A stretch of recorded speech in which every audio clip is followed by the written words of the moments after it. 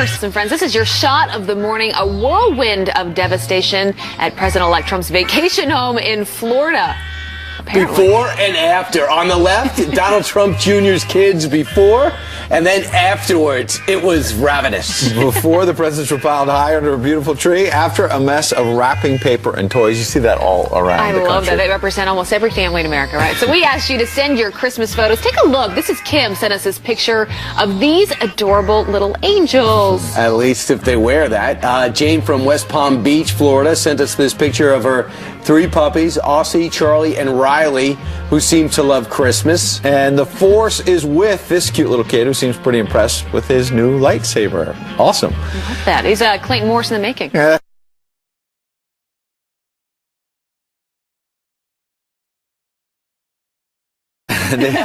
Well, they say it's the thought that counts, but some press.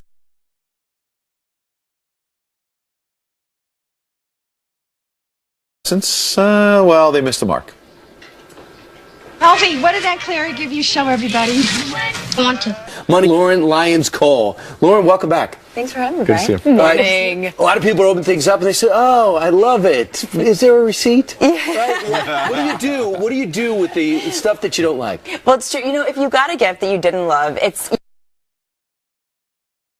you're not alone. In fact, the Consumer Reports holiday poll found that 2 out of 5 people end up returning a gift. So if you're going to head out to the stores today, definitely you're going to be in good company. So when you go back to the store, though, if you have a receipt, you want to bring it with you. And you also want to bring a government-issued ID. Believe it or not, some stores are requiring that just to prevent fraud. What are the best stores for return policy? So it really varies. And this is the kind of thing you want to remember for next year when you're buying gifts. But stores like Costco, Nordstrom, of course, LL Bean, Eddie Bauer, those have a no hassle return policy. So if you're going to bring back a gift, that's going to be a lot better experience than some other stores that are not so good. So like who? Bed Bath & Beyond is pretty good, huh? Bed Bath & Beyond Brian is shops great. here a lot. Right. For all 3 reasons. smell good. For Bed Bath & Beyond. Yes, I do.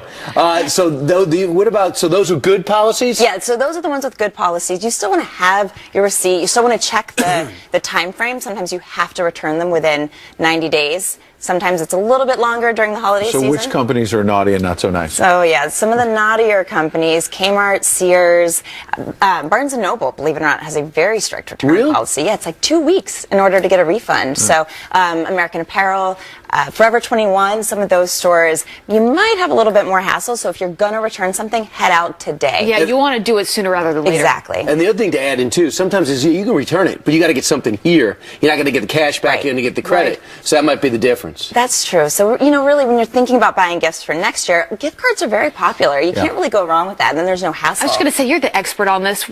People that give gifts that aren't usually the best. We all get those gifts. We're like, oh, thank you so much. And the next day, you're like, how do we get rid of this? What are the best gift options for people that are least likely to be returned? You know what? It's funny. So this year, our poll showed that people wanted practical gifts over luxury items. And one of the best things you can do, this is my favorite idea, is to give the gift of time. So if you're pooling maybe with other family members, give the new parent in your family cleaning services for the year, right? Have someone come clean their home for... Practical. It's practical. It's also a luxury item all at the same time, but it's something that can't be returned and will very much be appreciated. You know what I do? I do a precursor to Christmas. Anything you don't like that I give you, you can return. It does not hurt my feelings. Right?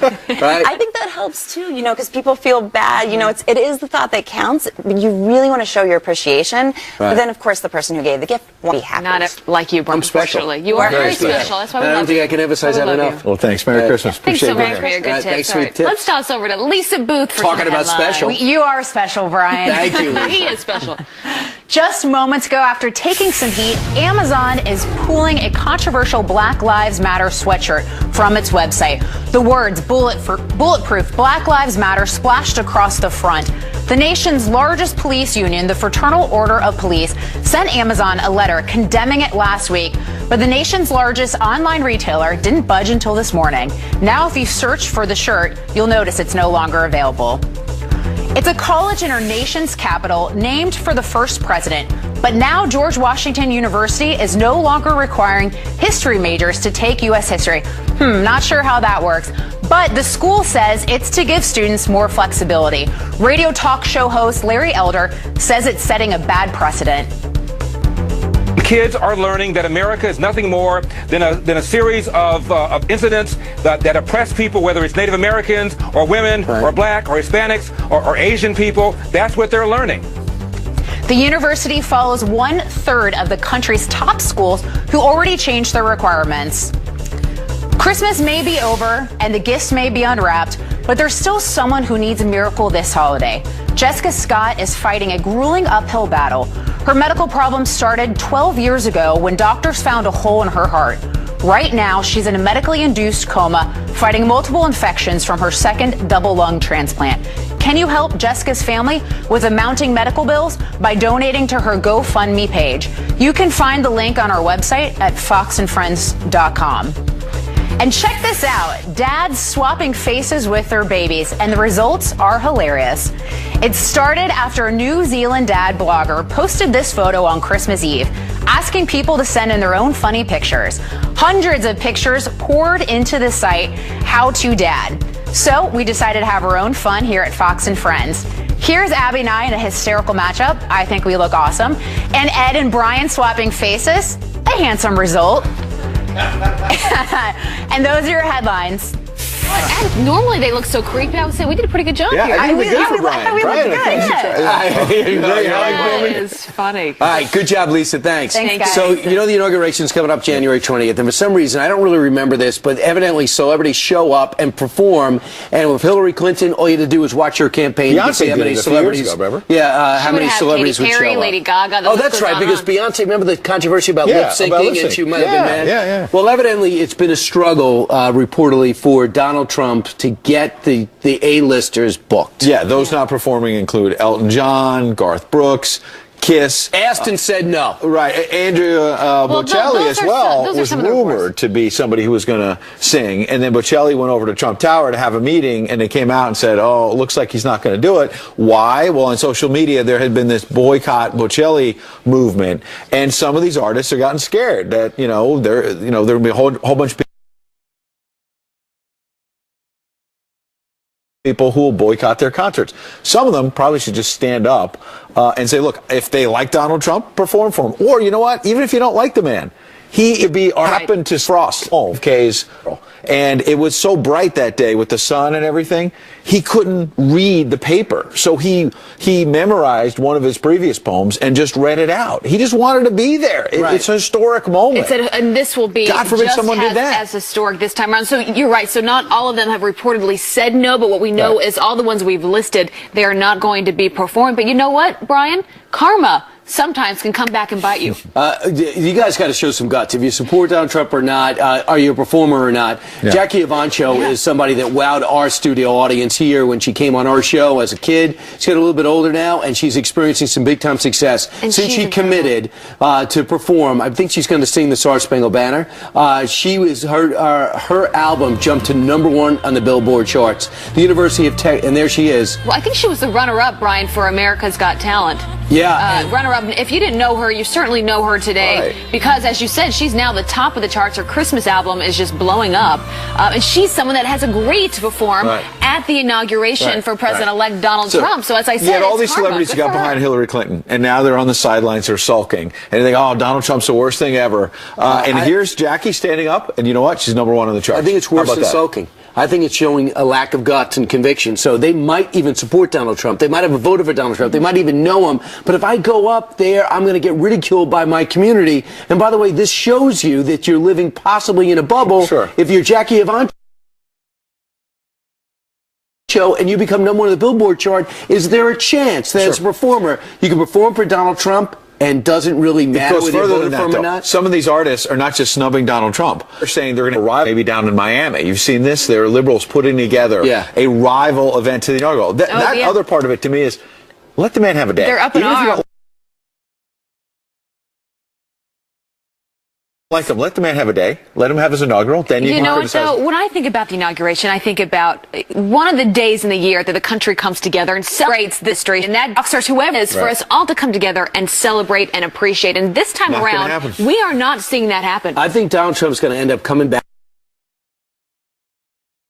back and pulling back from all performances. He got elected by the people, not by celebrities, even though he has a lot of friends that are celebrities. Mark Burnett evidently has been called in to help produce some type of pre-show. They have had the booker for Dancing with the Stars help out, according to RedState.com. And so far, they have been unable to produce, and reportedly, it has Donald Trump a little ticked But you know, off. as Mr. Trump tweeted out a few days ago, he said, you know what, celebrities have been asking to come to this.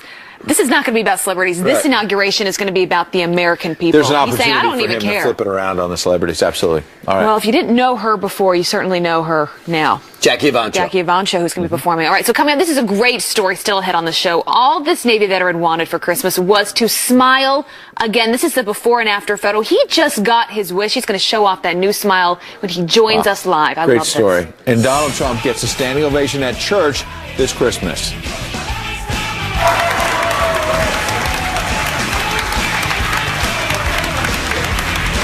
The pastor who prays with the president-elect joins us live next.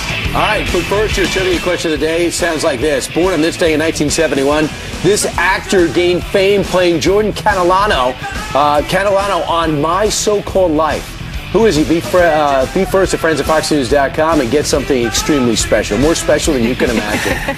From Brian Kilmeade. Yes, thank you.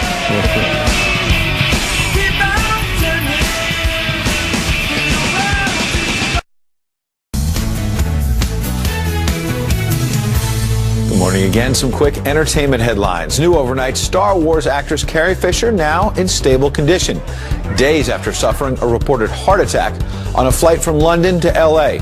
Fisher's mother, Debbie Reynolds, tweeting the news on Christmas. And a huge announcement from America's favorite TV family.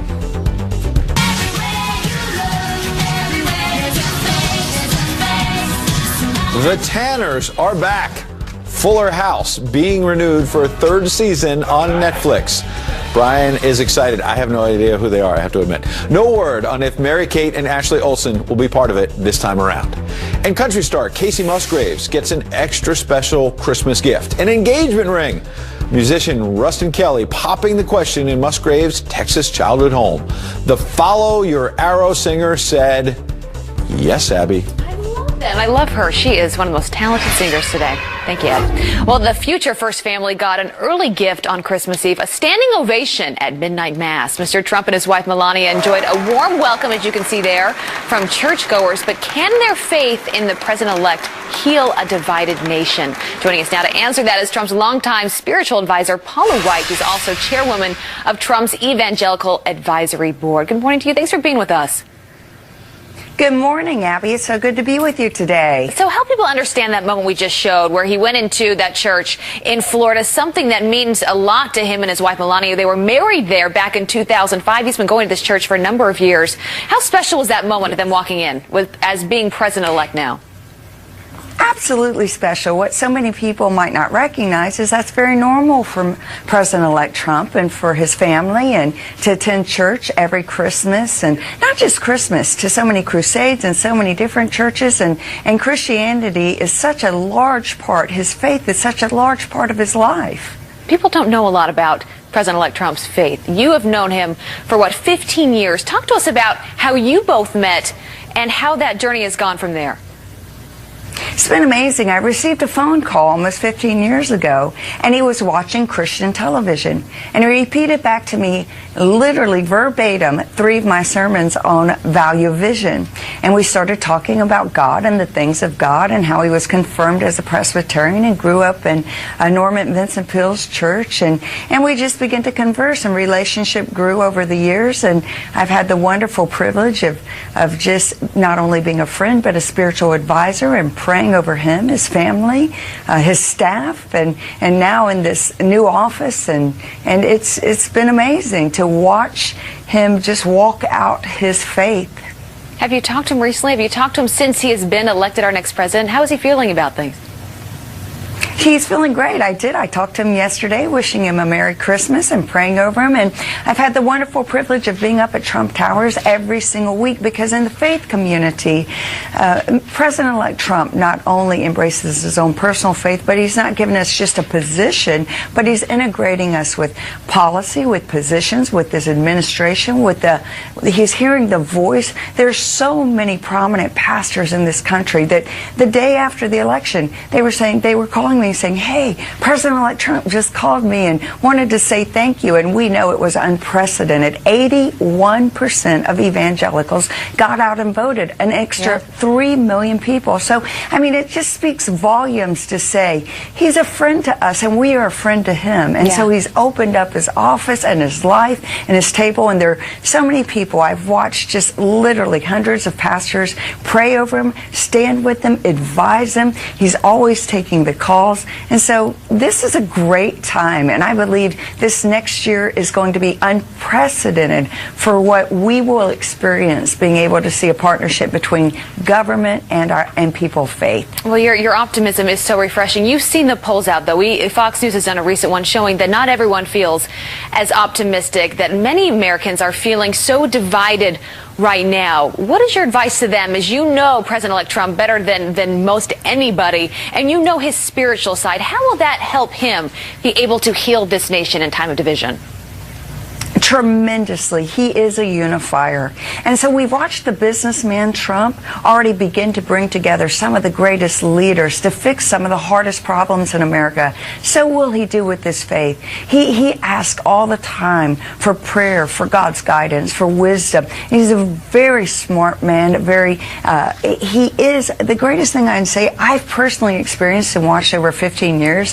He'd bring people that would be on the most opposite sides, maybe polarized, and bring them together for solutions. He does solve things. He's one of the greatest leaders I've ever been able to experience. So I believe we're going to see so much reconciliation in so many areas. Wow, that's some powerful words. He'll serve us well. It was great to have you here this morning. Thank you. Thank you so much, Abby. Be blessed. And a Merry Christmas a day late. All right, coming up next, a Navy corpsman smile destroyed by a sniper fire on the battlefield. This is an incredible story. He suffered for years before surgery saved his jaw. We have his inspiring story. That is next. But first, on this day in history, in 1972, President Harry Truman died. He was 88 years old. And in 2004, Peyton Manning broke the record for single-season touchdown passes. And in 1991, Michael Jackson's Black or White was #1 on the charts. And it's still a hit to this day.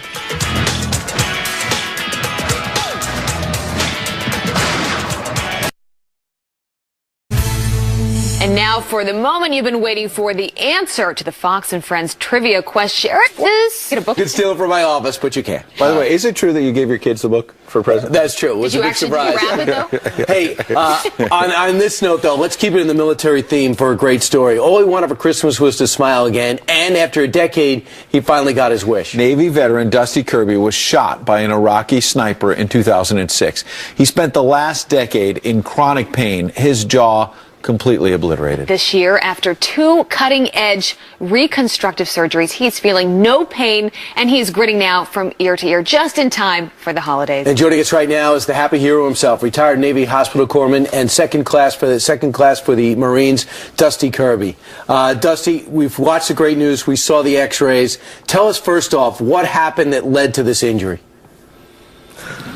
Well, I was serving as a Navy corpsman in Iraq with 2nd Battalion, 8th Marines, and they had me standing post, which is like guard duty, and that was on Christmas, so I was up there for a few hours, and then it was time to change and get relieved, and I was shot in the face. How much pain? We talked about pain. People don't always understand. What did you go through over the last few years dealing with the aftermath of that? Well, you know, the chronic pain was really just like it started out as a nuisance, and it grew to, you know, debilitating levels sometimes. It would, you know, it'd lay me down for 2 or 3 days even. Wow. You know, talking to you this morning, Kirby, you wouldn't even know. You look great. You sound great. Talk to us about how you're feeling today and what you went through in this past year that has obviously changed your life tremendously. So earlier this year in April, I received a pretty extensive surgical procedure to my jaw. It put it in better alignment and gave a more stable platform for moving forward with dental implants, which I received later in the year, probably around September.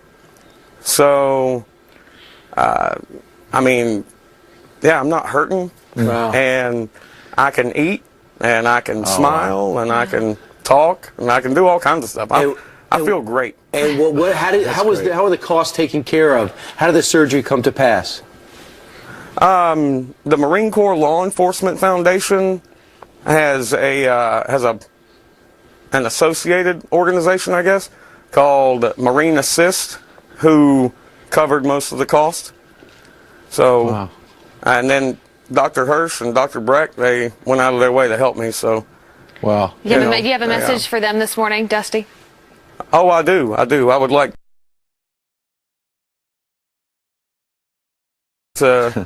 to reach out and thank Dr. Hirsch and Dr. Brecht and Northwell Health for changing my life for the better. Because I couldn't imagine, where I'd be without them right now. Well, Dusty, you have to realize what an inspiration you are to all of us and to our viewers. We take for granted everything we have, and you've just, in that interview, showing off the new jaw, the new mouth, the teeth, talking, now you're eating, all of that. It's wonderful. And Merry Christmas to you and your family. Well, Merry Christmas to you guys, too. You're looking great, Dusty. Thanks for being Appreciate here. it. All right, thanks again for your service. Meanwhile, straight ahead as we move ahead in the final hour. Tensions mounting between the White House and Israel this morning. Benjamin Netanyahu, the Prime Minister, has pushed the shocking fallout straight ahead between the two allies. Plus this morning, tributes continue to pour in for pop star George Michael after his shocking death. We are live outside of his home in London with those latest details.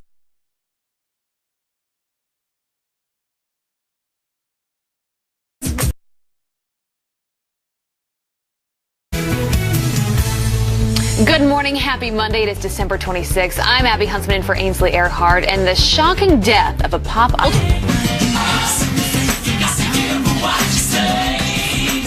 singer George Michael was found dead at the age of 53. We are live in London this morning where the tributes are now pouring in. And fighting words for President Obama after the UN vote on Israel. He called me into the Oval Office before the election, and he said to me, Alan, I want your support, and I have to tell you, I will always have Israel's back. I didn't realize what he meant is that he would have his back. Just stabbed him in the back. Stabbed in the back. Was the president just trying to get even with Israel's prime minister? An update on the escalating tension, the shocking fallout, and how President-elect Donald Trump tries to pick up pieces. And that was last hour. Meanwhile, the Christmas comes early here for a deputy in need when a fellow officer saving them now about the higher power that may have intervened. And let me just remind you, it is Monday. You might be totally naked right now. We need you to get dressed and watch the show because your mornings are better with friends.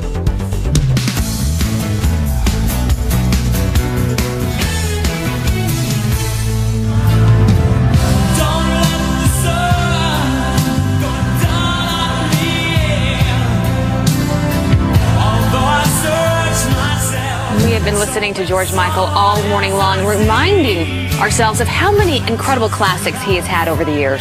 You think about the recording artists that we've lost in the last few months, from Prince to David Bowie, now George Michael, and that's why a lot of people are really reflecting today. It's been a long year. Yep, that shocking death at 53. A lot of questions have to be answered, and we'll find out what's going on there. We also have to talk about the fallout between two close allies on the international front, as clearly President Obama wants his last 30 days to be impactful days. This I'm transition. wondering how long the Trump camp and the Obama camp are going to pretend to get along. The transition sounded to have sweetness and light. We're getting along, and now, as Alan Dershowitz told us last hour, backstabbing. The claws are coming out. And Abby, as you know, that Ed and I have put together, put aside our rivalry for the good of the show. You guys are so thoughtful. We need to do that. Only for the show. You should see what the commercial break is like with these two. It's very ugly. Crazy. But you know what? The news this morning everyone's talking about is George Michael and just his loss yesterday.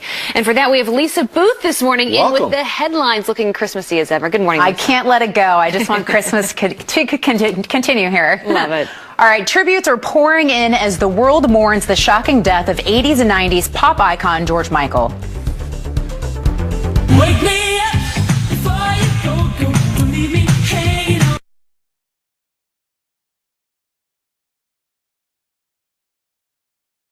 Like a yo-yo. Wake me up. The former Wham frontman's manager announcing overnight that he passed away peacefully on Christmas Day due to heart failure.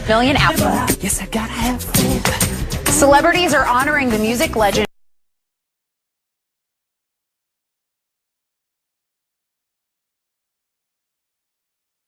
overnight. Elton John writing, "I am in deep shock. I have lost a beloved friend, the kindest, most generous soul, and a brilliant artist. My heart goes out to his family, friends, and all of his loved words. Devastating. What a beautiful voice he had, and his music will live on as a testament to his talent. I can't believe he is gone." Michael is 53 years old, and don't miss a live report from outside of his home in London that's coming up at 8:20. Now to Fox News alert in the crash of a Russian military plane. Officials now saying they have found wreckage in the Black Sea near the coast of Sochi. The fuselage not found. Pilot error or technical issues now being eyed as a possible cause. Memorials like this one are springing up across Russia on this National Day of Mourning. All 92 people on board are feared to be dead. Wicked winter weather making a mess for holiday travelers. A blast of snow shut ditches of highways in the west and upper Midwest because they're just too slippery. The storm system causing 100 flight delays at this hour. A headache for travelers heading home after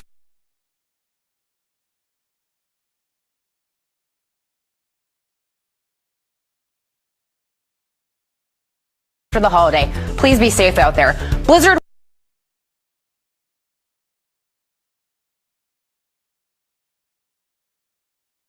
warnings covering much of the northern plains this morning, with North and South Dakota expecting up to 15 inches of snow. Sunday, little prince and princess have attended Christmas Mass. They are so cute. I know, and those are your headlines. Thank you, Lisa. Little candy cane They're the there. cutest kids. So cute. Boy, you would talk about happiness around Christmas. What a contrast to how Christmas was set up on Friday at the UN. The Obama administration going out the door with a bang and with backstabbing, in the words of Alan Dershowitz. We'll get to that in a moment. And what he's talking about is this UN resolution that the Obama administration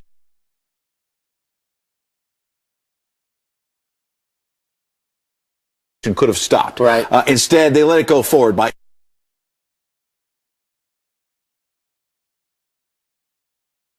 abstaining, which was a pretty cowardly way to handle it. Not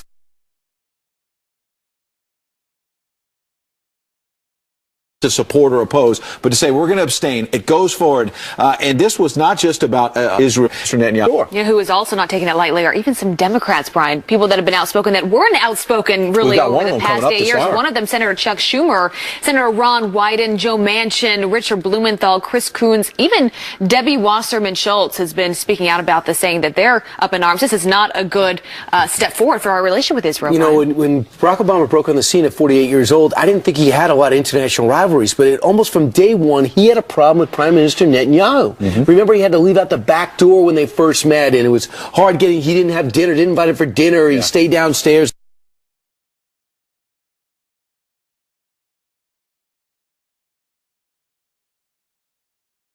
They met afterwards, and you thought they were going to patch it up eventually.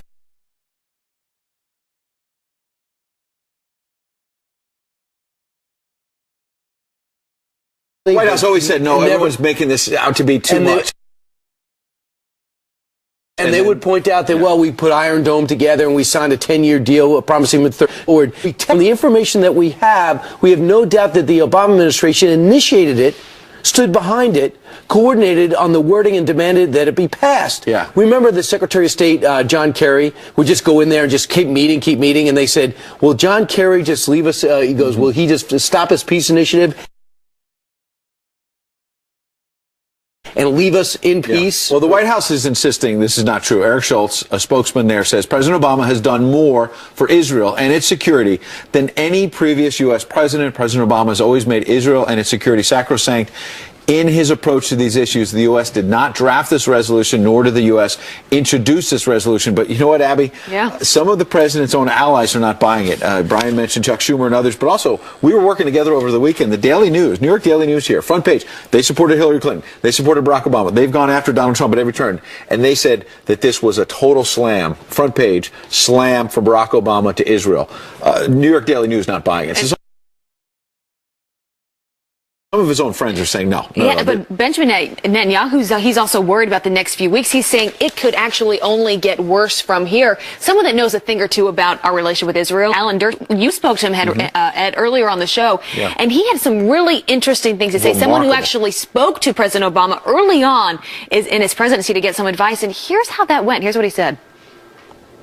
He called me into the Oval Office before the election, and he said to me, Alan, I want your support, and I have to tell you, I will always have Israel's back. I didn't realize what he meant is that he would have his back to stab them in the back. What he did was so nasty. He pulled a bait and switch. He said to the American public, oh, this is all about the settlements deep in the West Bank. And yet he allowed his representative to the UN to abstain, which is really for, a resolution that says the Jews can't pray at the Western Wall. Jews can't live in the Jewish quarter where they've lived for thousands of years. And he's going to say, whoops, I didn't mean that. Well, read the resolution. You're a lawyer. You went to Harvard Law School. He will go down in history, President Obama, as one of the worst foreign policy presidents ever. That part there, worst foreign policy presidents ever. But by the way, that shot about Harvard Law School, Alan Dershowitz is not just a professor emeritus. He was the dean of the Harvard Law School for decades, literally decades. And he's a liberal. And let's remember, he's a liberal. And let's remember Barack Obama was there at Harvard Law School, and he said, "Read the resolution." I mean, those are strong words, just going right after the president. And by the way, this is if you want long-term peace in the area, they say that most countries, including ours and Benjamin Netanyahu, want a two-state solution, and to do that, portions of the West Bank and, of course, Gaza will be the Palestinian country.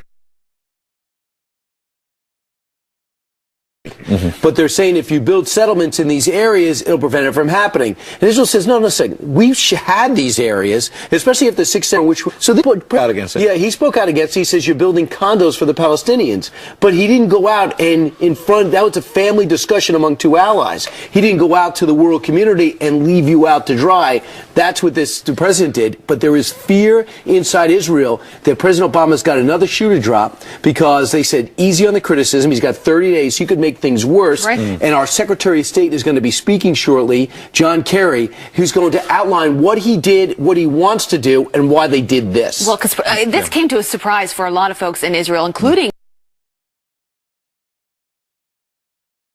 President Netanyahu, because it was up to President Obama to either veto this resolution or not. Obviously, he chose to do what he did. And the next question, and the next question is, where does this go from here? We take the up to Nikki Haley, people that he puts in these leadership roles to help rebuild this relationship with Israel, to reinsure this trust, because there's a lot of work to do. We had Charles Krauthammer on. He spoke on Friday night about this when this was breaking, and he said the president has left a lot of landmines for people to have to rebuild when they get in there, to deal with. And that's well said. Steps to fight terror. The Trump team reportedly wants names of officials working to defeat violent extremism. So what does this mean for President Obama's war on terror? Does he have one? A former FBI agent shares his insight. He did this for a living. Plus, talk about a fight over President-elect Donald Trump reacting to last week's terror attack in Berlin, tweeting this. The terrorists who killed so many people in Germany said just before the crime, by God's will we slaughter you pigs. I swear we will slaughter you. This is a purely religious threat which turned into reality. Such hatred, exclamation point. When will the U.S. and all the countries fight back? And now it looks like the Trump transition team is starting to do just that, asking for the names of officials working to defeat violent extremists. Joining us right now to weigh in is former FBI agent and author of this book, Hunting Terrorists, Joe Navarro. Joe, do you sense that this administration's got a plan going forward to take on the Islamic extremist threat? Well, I think they're coming on strong. They're really rattling the cage. From my friends in the intelligence community, they're telling me that anytime the president-elect starts asking for names, it's shaking things up. And I've got to tell you, I think it's something that needs to be done, because we need to look at what works, what doesn't work, and dump what doesn't work, and start initiating things that are actually effective. Absolutely. For example, some would say, don't bring up religious, because you don't want a religious war, Christians and Jews against Muslims. But so far, Donald Trump's saying, the heck with that. We got to admit right off what's happening here. Well, I think that there's always clarity in saying exactly what it is that we're facing. Terrorism is extremely complex, and whether you're looking at lone wolf terrorists or you're looking at ISIL or ISIS or any other group, you need to call it what it is and not play around. So here is President Obama on the progress he says his administration's making against al-Qaeda and ISIS. We should take great pride in the progress that we've made over the last 8 years. That's the bottom line. No foreign terrorist organization has successfully planned and executed an attack on our homeland. And it's not because they didn't try. Well, is he right? Does he have a point? Well, I think to a point he is right. The question is, were we lucky or could we do things better? We need to stay ahead of terrorists. We cannot rest on any amount of success that we've had. Terrorists are constantly trying to outthink us, and so we need to stay ahead of that game. Joe, if you think about San Bernardino, you think about Fort Hood, you think about Orlando, these are successful attacks just off the top of my head. Number two, we don't question anyone. We don't interrogate anyone, let alone the tactics on where we would do it and how we would do it. We don't capture anybody anymore. Yeah, we got into that habit of just shooting them from the air. And, I came from a bureau where we made it an art and a science of interrogating people, collecting intelligence, building huge human intelligence databases. And we need to go back to that. We need to work the neighborhoods. And that is really the only way to prevent both the large actors and the lone terrorists. Thanks so much, Joe Navarro. Congratulations on the book. Thanks so much for joining us. Can't wait to get your analysis along the way. Appreciate it. Meanwhile, let's change gears a little bit and go to Abby and Ed. Tell us what's coming up, guys. Thank you, Brian. All right, so the presents are unwrapped and the rush to return kicks off today. Americans are expected to return $60 billion worth of unwanted Christmas presents this year alone. Steve Keeley from our affiliate WTXF live in New Jersey, where shoppers are lined up early this morning. Good to see you, Steve. Good morning. Yeah, we are at the formerly biggest mall in the country, just a 90-minute drive south of you guys if you want to shop when you're done. The Cherry Hill Mall in New Jersey, no longer the Mall of America, but still busy. And you don't see any people outside because they're all inside now. Not only is it a big return day, but it's a huge shopping day. The sales up to 80% off in this store. And JCPenney opened at 6 a.m. Eastern Time. And in addition to all the huge numbers you're getting off, they were handing out coupons for the first few hundred people here that were at least $10, $20, or $100 good as cash. So people are actually not spending any money and coming out with bags because they're getting such good deals, and this coupon as good as cash is meaning they don't have to spend any money at all. So how about that? Now, Brian, Abby, I looked at Ed Henry's Christmas list, and I noticed he didn't get the oven or dishwasher that he wanted. And Ed, look, JCPenney, if you didn't know it, now selling appliances. So get here when the show's over and outfit that kitchen the way you wanted before Christmas. I can't wait. That's awesome, Steve. And you know what? I have this pocket square that I got that got Abby's face on it. I was debating returning it. I'm going to keep it, Abby. I don't want to insult. No. Who would take it if you returned somebody it? would take it. I don't want to return it. I'm going to keep it. I'm going to put it in my pocket. Steve, thank you so much Thanks, for Steve. that.